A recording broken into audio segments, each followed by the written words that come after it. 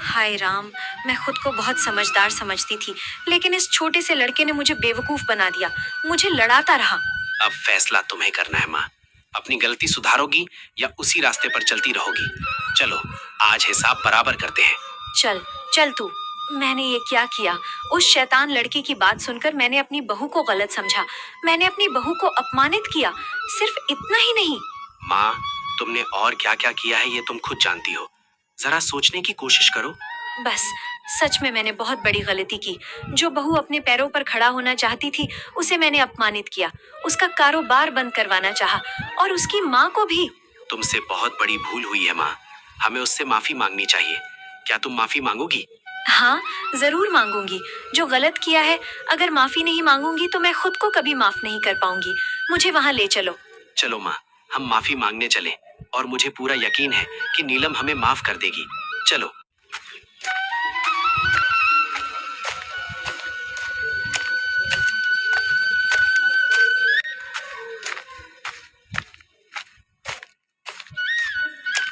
हाँ, अरे, आप लोग इस समय यहाँ? कुछ हुआ क्या? क्या मैंने फिर कोई गलती कर दी? अरे, इस समय कैसे आना हुआ? हम आप लोगों से माफी मांगने आए हैं। समझ नहीं पा रही कि किस मुंह से माफी मांगूं। आप ऐसा क्यों कह रही हैं माँ? यहाँ माफी मांगने जैसा कुछ नहीं है। मैंने बिना सोचे समझे तुम्हारा कितना अपमान किया। तुम अपनी पैरों पर खड़ी होना चाहती थी और मैंने दूसरों की बातों में आकर तुम्हें गलत समझा। तुम्हारी माँ को भी अपमानित किया। बीती बातें भूल जाइए माँ। आपने अपनी गलती समझ ली, यही काफी है। काफी नहीं है, मुझे माफ कर दो। अब से तुम मेरी अनुमति नहीं, मेरा आशीर्वाद लेकर काम करोगी। अपनी माँ को लेकर मेरे घर चलो। ये क्या? ये क्या? ये आपके लिए उपहार है। जब मुझे व्यवसाय में पहली बार मुनाफा हुआ, उसी पैसे से आपके लिए खरीदा। कृपया इसे लौटाना मत। तुमने मेरे लिए इतना किया और मैंने तुम्हें सिर्फ अपमानित किया। मुझे माफ कर दो। छी छी, ऐसी बातें क्यों कर रही है माँ? अगर मैंने माफ नहीं किया होता तो क्या मैं ये तोहफा देती? ठीक है, मैं ये उपहार स्वीकार करती हूँ। अब सब लोग मेरे घर चलो। अभी नहीं माँ, पहले खाना बना रही हूँ। आप लोग पहले खाइए, फिर बात करेंगे। अब बताओ, क्या हमारे साथ चलोगी? मैं तो तुम्हें लेने आई थी। मैं आपको माफ कर चुकी हूँ। आप निश्चिंत रहिए। लेकिन अब मेरी एक योजना है। योजना? कैसी योजना? कौन सी योजना? बताओ ना। मेरी योजना है कि मैं इसी घर में रहना चाहती हूँ, और इस घर के आंगन में मैं तीखी मिर्च की खेती करूंगी। उसी मिर्च से मैं नए तरीके की कचौरी बनाऊंगी। अगर आप लोग राजी हो, हम फिर भी नहीं कहेंगे। नहीं, ऐसा कैसे हो सकता है? तुम शुरू करो। तुम्हारी इस योजना के लिए जो भी खर्च लगेगा, मैं सब दूंगी। आप लोगों का बहुत बहुत धन्यवाद। क्या कहूँ, आपका शुक्रिया अदा कैसे करूँ? मेरे शब्द कम पड़ गए हैं। धन्यवाद देने की जरूरत नहीं। तुम सफल हो जाओ, हमें और क्या चाहिए? हम चाहते हैं कि तुम सफल हो। बस यही हमारी खुशी है। हाँ, मैं तुम्हारी मदद करूंगा। हम सभी तुम्हारे साथ हैं। बस तुम शुरू करो, ठीक है? अरे वाह वाह वाह वाह वाह वाह! इतने स्वादिष्ट कचौरी तो मैंने अपने जिंदगी में नहीं खाए। हम औरत और सास बहू एक साथ बना रही हैं, शायद इसीलिए इतना स्वाद आ रहा है। हाँ, बिल्कुल सही कहा भाई। अरे, दूसरी दुकान में तो औरत और सास बहू साथ में बनाती ही नहीं है। इसीलिए इस तरह का स्वाद आपको दूसरी दुकान में नहीं मिलेगा।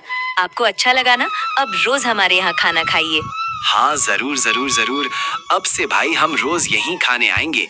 बढ़िया कड़क कचौरी स्वाद के साथ, और चटनी तो जोरदार। देख पा रहे हो ना, हमारे ग्राहक तो बढ़ ही गए हैं। सब कुछ आपके लिए है। आप लोग साथ नहीं होते तो मैं कुछ नहीं कर पाती। सब कुछ तुम्हारे हौसले की वजह से हुआ है। हमें चाहिए था कि हम तुम्हारे साथ पहले ही खड़े होते। अब और कोई डर नहीं। हम इस बार तुम्हारे सपनों की राह में सफल होंगे। एक पुलिस ऑफिसर आता है और वो पुलिस वाला बोलता है, सुनो, सविता तुम्हारा ही नाम है क्या? जी इंस्पेक्टर साहब, मेरा ही नाम सविता है। बताइए, कोई बात हो गई है क्या? सविता, तुम तो गुपचुप और चाट बेचती हो। मैंने सुना है कि उसमें मिलावट करती हो। बहुत सारे लोगों का तुम्हारा गुपचुप और चाट खाकर पेट खराब हो गया है। कई लोगों की तबीयत तुम्हारी इस चाट को खाने की वजह से खराब हो गई। इसलिए कुछ लोगों ने पुलिस स्टेशन जाकर कंप्लेंट की है। अब तुम्हें हमारे साथ पुलिस स्टेशन चलना होगा, वो भी अभी इसी वक्त। लेकिन इंस्पेक्टर साहब, मैं तो बहुत दिनों से, बल्कि महीनों से ये गुपचुप और चाट बेचती हूँ। कभी कोई कोई भी शिकायत नहीं आई। अगर ऐसा होता तो कोई तो ग्राहक आकर मुझसे इस बारे में शिकायत करता। मैंने अपने गुपचुप और चाट में कुछ भी मिलावट नहीं की है साहब। इसका फैसला तो पुलिस स्टेशन जाने के बाद ही होगा। ये सब कुछ मैं तुम्हें अभी यहाँ पर नहीं बता सकता। तुम्हारे गुपचुप और चाट के सैंपल की जांच भी होगी, तभी पता चल पाएगा कि तुम सच बोल रही हो या झूठ। सैंपल की जांच के बाद सब सामने आ जाएगा।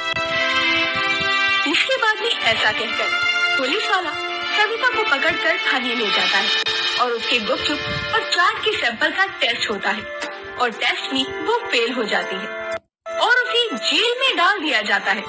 सविता बेचारी जेल के अंदर बिलक बिलक कर रो रही थी। दूसरी तरफ जब सविता की माँ को ये बात पता चलती है तो वो बहुत दुखी होती है और खुद से कहती है, मेरी बेटी में तो कोई दोष नहीं था। क्या पता ये पुलिस वाले इसे क्यों ही पकड़ कर ले गए। उसके पिता के जाने के बाद सविता ने सब कुछ बहुत अच्छे से संभाल लिया था। इस घर के मर्द की तरह सारी जिम्मेदारियां निभाई थी, लेकिन अब मेरी बच्ची जेल चली गई है। ना जाने घर का खर्चा कैसे चलेगा। निधि बेटा, अब तो तुझे ही दुकान लगाकर घर के खर्चे को संभालना होगा। सविता की जमानत भी करवानी होगी और उसके लिए पैसे भी तो जुटाने हैं। ये क्या कह रही हो माँ? मैं ठेला लगाऊंगी? मुझे तो धूप में काम करने की आदत नहीं है, तो मैं ये काम कैसे कर सकती हूँ? और फिर क्या बेटा, क्या फिर? तू तो जानती है कि सविता अब जेल चली गई है और मेरी भी तबीयत बिल्कुल भी ठीक नहीं रहती है, इसीलिए मैं तो ठेले पर खड़ी नहीं हो सकती ना। अब तो तुझे ही ये सब कुछ संभालना है। घर में तो राशन भी खत्म हो गया है। भला हम लोग भूखे प्यासे कब तक इस तरह अपना गुजारा कर पाएंगे। अब तुझे ही ठेला चलाना होगा। अब उसके बाद निधि के पास कोई जवाब नहीं था। निधि अगले दिन धूप में गुपचुप और चाट का ठेला लगाती है। धीरे धीरे दोपहर के पहर के साथ धूप बढ़ती जा रही थी। निधि को बहुत तेज गर्मी लग रही थी। वो बार बार पानी पीकर अपनी प्यास बुझा रही थी। आखिर में निधि को चक्कर आ जाता है और वो गिर पड़ती है। बड़ी मुश्किल से निधि खुद ही लड़खड़ाते हुए अपनी आँख को संभालती है और छाव में जाकर बैठ जाती है।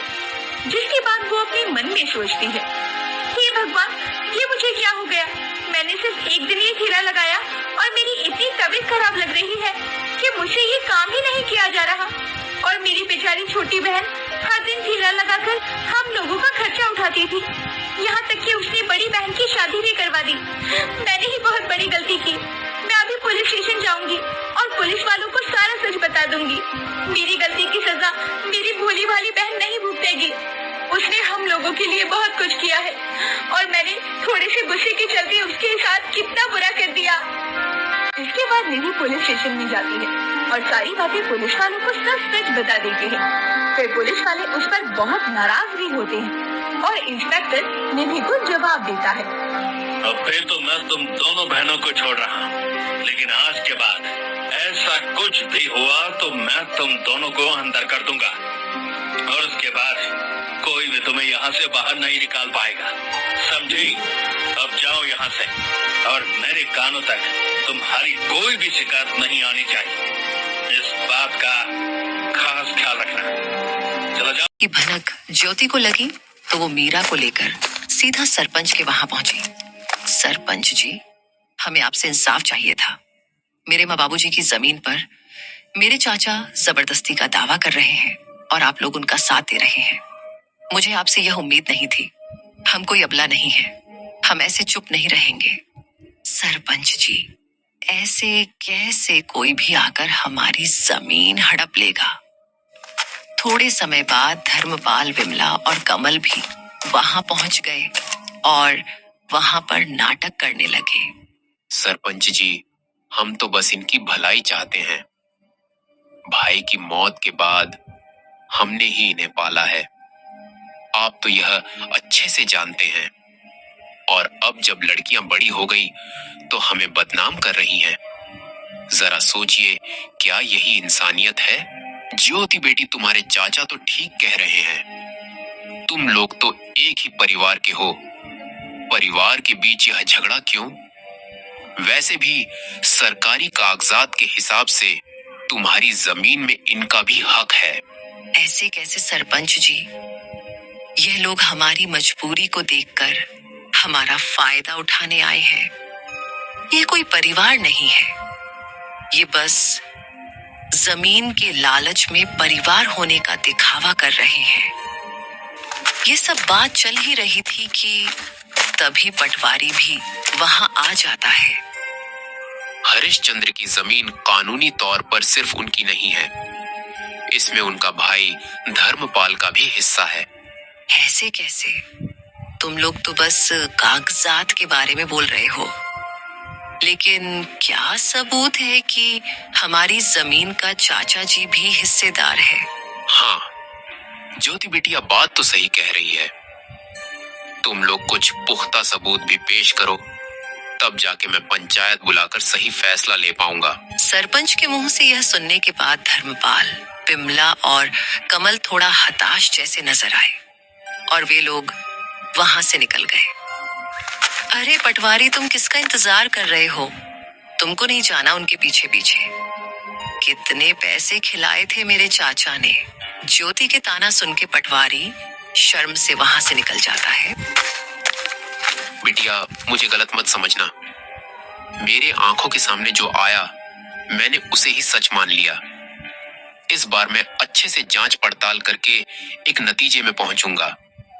आगे से मैं धर्मपाल की बातों में नहीं आऊंगा, और वे लोग तुम दोनों की मजबूरी का फायदा उठाना चाहते हैं तो मैं तुम लोगों को न्याय और उन लोगों को कड़ी सजा दूंगा। सरपंच के मुंह से यह सुन के दोनों ने थोड़े राहत की सांस ली और थोड़ा शक, थोड़े खुशी के साथ घर लौटे। रात होते ही दोनों बहनें फिर से चारपाई में बैठ के बात करने लगते हैं।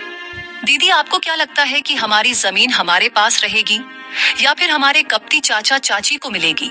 हाँ मीरा, मैं भी वही सोच रही हूँ। उन लोगों का कोई भरोसा नहीं। वे लोग इतने लालची हैं कि हमारे साथ कुछ भी कर सकते हैं।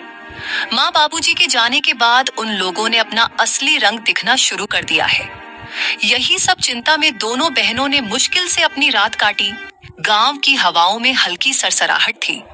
आसमान में बादल थे पर बारिश का कोई नाम ओ निशान नहीं। लेकिन ज्योति और मीरा के मन में बहुत कुछ उमड़ रहा था, जैसे भीतर कोई तूफान उठ रहा हो।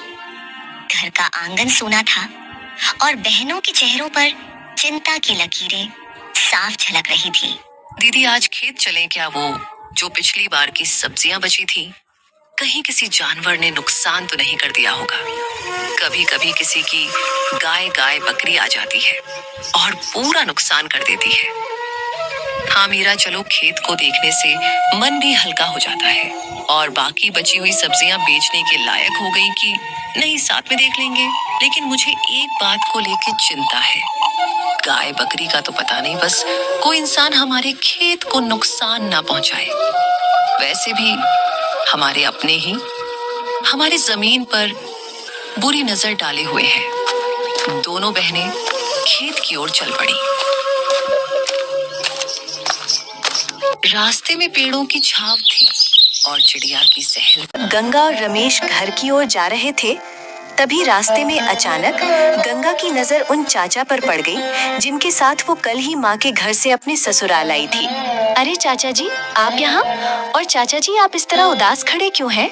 अरे बेटी, अब तुझे क्या ही बताऊं। जब से वो रिक्शा चलने लगा है ना, तब से बैलगाड़ी में जाने के लिए सवारी ही नहीं मिलती। आज तो अभी तक एक भी सवारी नहीं मिली। घर में थोड़ा सा भी राशन नहीं बचा है। यही सब सोचकर मन बहुत उदास हो गया है।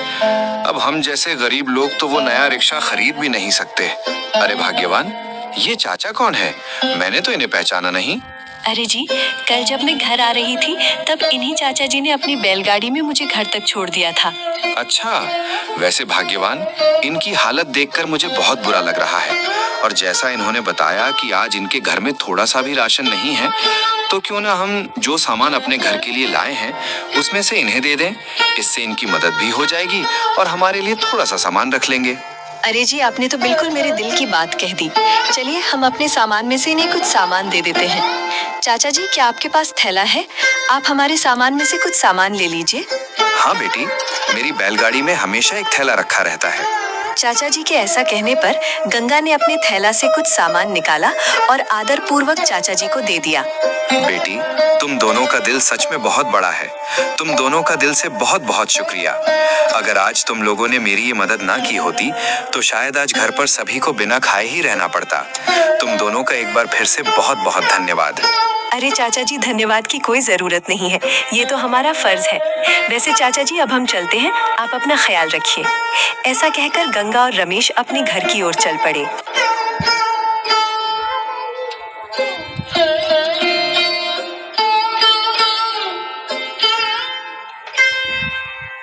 भाग्यवान, मुझे तुमसे एक बात पूछनी थी। हाँ जी, पूछिए ना, क्या बात है? भाग्यवान, मुझे एक बात समझ में नहीं आती कि तुम अपनी दीदी से इतनी नफरत क्यों करती हो। सौतेली ही सही, वो तुम्हारी बहन तो है। तुम दोनों एक ही घर में साथ साथ खेलते हुए बड़े हुए हो। ऐसे में दिल में इस तरह की नफरत पालना ठीक बात नहीं है। अरे जी, अब आप भी उस गरीब गंगा की तरफ होने लगे हैं। आखिर आपने उस लावारिस गंगा में ऐसा क्या देख लिया जो आप मुझसे इस तरह बातें कर रहे हैं? अरे भाग्यवान, मेरा कहने का मतलब वो नहीं है जो तुम सोच रही हो। मैं तो बस इतना कहना चाहता हूँ कि तुम दोनों ही बहनें हो और अगर तुम मिलजुल कर रहोगी तभी जीवन में खुशियाँ आएंगी। आप ये सारी बातें रहने ही दीजिए। मैं उस लावारिस गरीब बहन के साथ मिलजुल कर नहीं रह सकती हूँ। कृपया आप ये सब बातें यहीं छोड़ दीजिए। विवान भले ही अमीर था, लेकिन उसका मन सीता की तरह अमीरी गरीबी का भेद नहीं करता था। वो स्वभाव से सीधा साधा, सरल और नेक इंसान था।